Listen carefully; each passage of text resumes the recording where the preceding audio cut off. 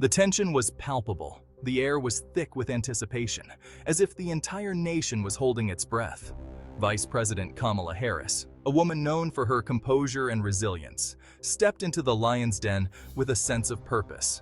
Her stride was confident, her demeanor unflinching. Fox News, a network often seen as hostile territory for Democrats, a place where tough questions and sharp critiques are the norm. This wasn't just an interview, it was a statement, a calculated risk that could either bolster her political career or expose her to relentless scrutiny. Harris's decision to appear on Fox News sent shockwaves through the political landscape. Analysts debated the implications, while social media buzzed with reactions from all sides. This wasn't the friendly confines of MSNBC or CNN, where the questions might be softer, the environment more welcoming. This was the heart of conservative media, a place where every word would be dissected, every gesture analyzed. Why would she do it? The answer was simple: ambition. But it was also about something deeper, something more personal. This was about more than just defending the Biden administration's policies.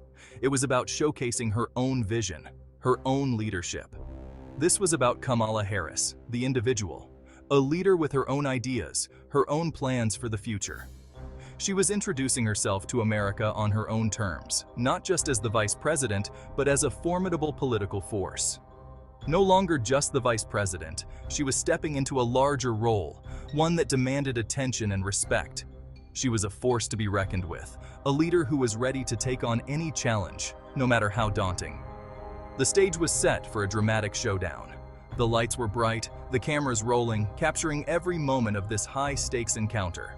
Harris, the experienced prosecutor, versus Fox News, the masters of conservative messaging. The stakes were high, the outcome uncertain, but one thing was clear. Kamala Harris was ready to face the challenge head-on, with the eyes of the nation watching closely. Kamala Harris wasn't shying away from the big question. She faced it head-on, with the same determination and resolve that has defined her career. Could she, would she, be the next president of the United States? The question lingered in the air, not just as a possibility, but as a potential reality that many were beginning to seriously consider. The whispers had already begun. In the corridors of power, in the homes of everyday Americans, and in the bustling newsrooms across the country, the conversation was gaining momentum. This Fox News interview felt different, bolder. It wasn't just another media appearance. It was a statement, a declaration of intent.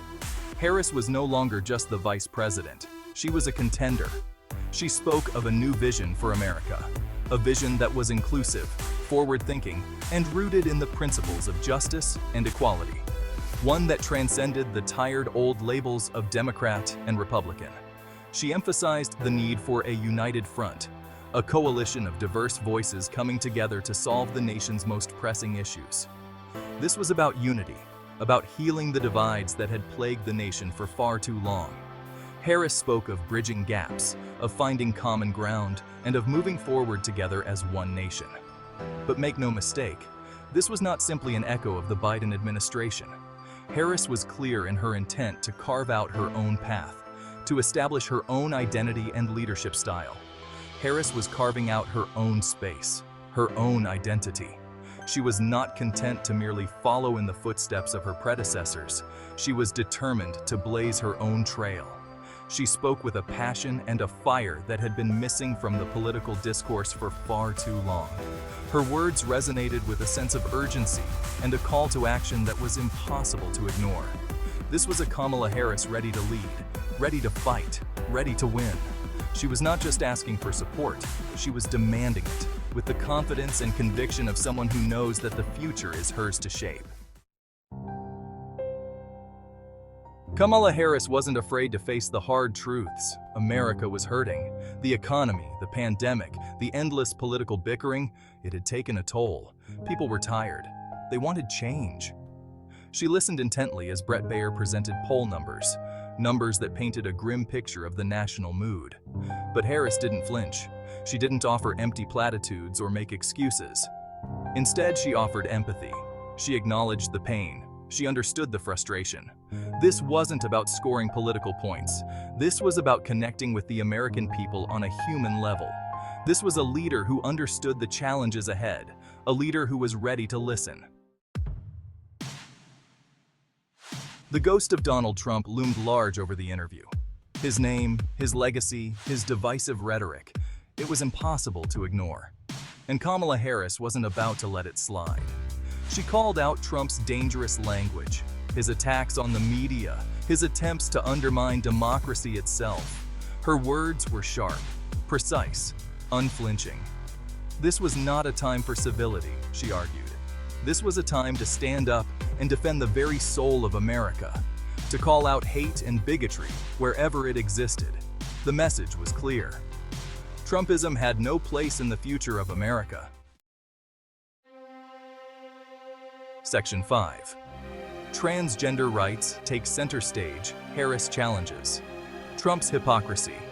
The issue of transgender rights has become a political lightning rod, and Fox News, with its history of inflammatory rhetoric, was eager to press Harris on the subject. But they had underestimated their opponent. Kamala Harris didn't back down. She defended the rights of transgender Americans with a ferocity that surprised even her critics. She called out the hypocrisy of those who claim to be pro-life while denying basic human rights to an entire community. This was personal for Harris. She spoke with the passion of someone who had fought for justice her entire life, someone who understood the pain of being marginalized and discriminated against. This wasn't just about politics. This was about human dignity. Section 6. Beyond the Base. Harris courts a diverse electorate. Kamala Harris understood the changing face of America. She recognized that the nation's demographic landscape was evolving, and with it, the needs and concerns of its people. She knew that the path to victory lay not in preaching to the choir, but in reaching out to new audiences. Harris made it her mission to connect with communities that had often felt marginalized and overlooked. To voters who felt ignored and left behind, she offered a listening ear and a platform for their voices. She attended town hall meetings, where she listened intently to the concerns of everyday citizens. Her appearance on Fox News was just one piece of a larger strategy. By stepping into spaces where she might not have been the most popular, she demonstrated her willingness to engage with all Americans, regardless of their political leanings. She was popping up everywhere. Late-night talk shows provided a platform to reach a broader audience, showcasing her personality and policy positions in a more relaxed setting. Podcasts popular with young people became another avenue for her to connect with the younger generation, discussing issues that mattered most to them, from climate change to student debt. Radio interviews with hip-hop legends allowed her to tap into the cultural zeitgeist, bridging the gap between politics and popular culture. This was a different kind of campaign, one that was dynamic, inclusive, and forward-thinking. Harris understood that to win, she needed to energize and mobilize a diverse coalition of voters, one that embraced the power of social media and digital outreach.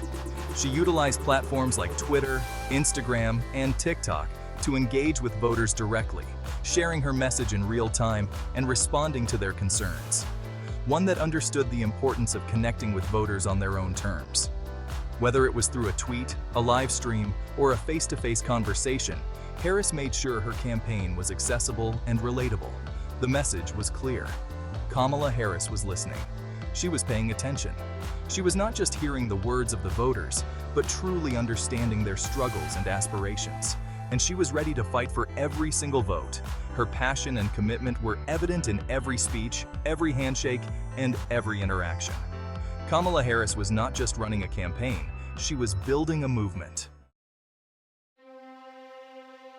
Section 7. High-stakes gamble.